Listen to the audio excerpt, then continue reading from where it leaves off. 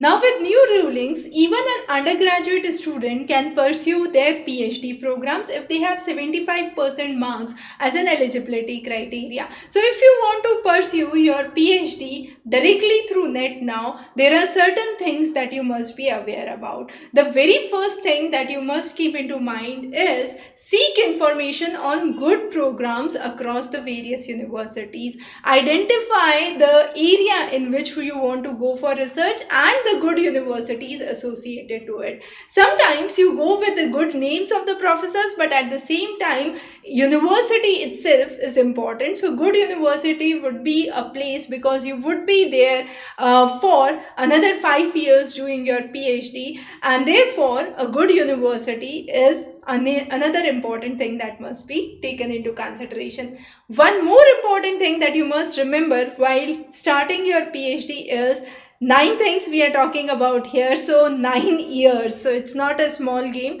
Even after your undergraduate program for 4 years, you have five another years. So if you are ready to study for 9 years at a stretch, then apply for a PhD program. There are obviously no real breaks. It's not a 9 to 5 job with a weekend off. You have to be on work throughout, and this could be a field work, this could be a lab work. So be ready for your research ideas. Another important thing is what you have been doing for your undergraduate or postgraduate is very very different from what you do in your PhD.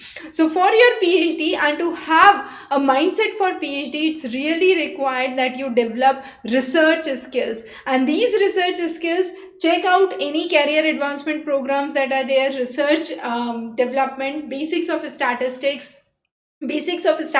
softwares, and this would help you get a good hold on your research.